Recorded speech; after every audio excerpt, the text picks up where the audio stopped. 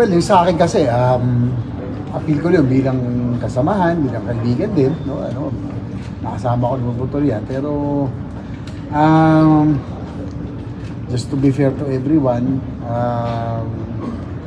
siguro kung voluntarily, inaangapil ako, kung i-waive niya na yung pagtanggap ng sahod, mga allowances, para maging para yung issue mismo kahit pa paano ma-address na, no? And it might even be a basis kasi nang basihan para sa complaint sa ethics.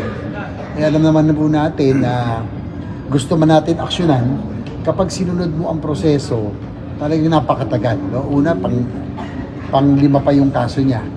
Pangalawa, wala ho sa rules ng Senate, so iintayin pa natin mag-resume ang plenary bago amyendahan yung rules. So, mahaba-habang proseso. Pero para nga matapos na yung issue, for the peace of mind ng kampo niya, ng lahat, ako naman apila lang para at least mas maging madali maging magaan para sa lahat.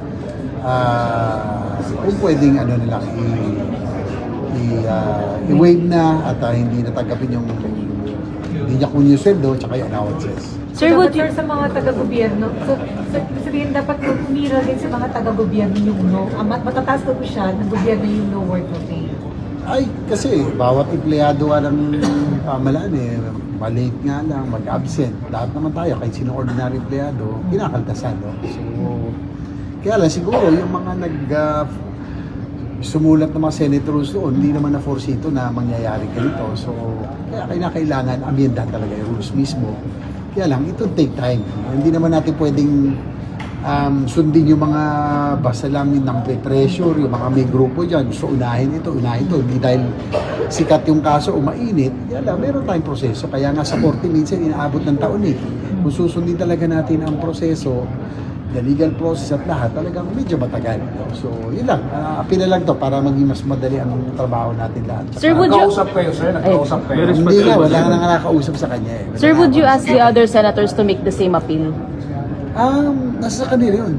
Sabi, di mo naman pwedeng impluensya ng mga senator. So, each of us have our own positions, thinking. No? Pero sir, naalala niyo po kailan niyo siya huling nakausap kahit sa Hindi text ko lang? na maalala. Siguro nung huling beses, nung huling pagpasok niya rito. Medyo matagal na rin. So, Sir, meaning kapag sinunod ni Senator Bato yung apila niyo, sumunod siya ron, mawawala ng ethics complaint? hindi Kasi wala natin nang basis. sinasabi. It depends on the members. Ako naman facilitator lang. Hindi ako yung kasi akala niya ako lang nagdedesisyon dito. Ang membro magde-decide. So dahil yun ang basis ng complaint, it might be basis for the dismissal. Kasi nga, kung talagang hindi niya natatanggapin yung sweldo niya, sahod niya, allowances, so wala nang basehan yung complaint. No? Pero, yun nga, pag-uusapan pa ng committee members yan. Kaya nasa ibang issue, hindi lang naman yung pagtanggap niya ng sweldo, kung hindi niya pagpasok, hindi niya pagtatrabaho. Depende nga po yan sa members ng committee kung ano po yung kanilang magiging desisyon. Dahil wala nga sa rules lahat yan, maraming pag-uusapan pa, no? Maraming kailangan i-resolve tungkol sa issue ito.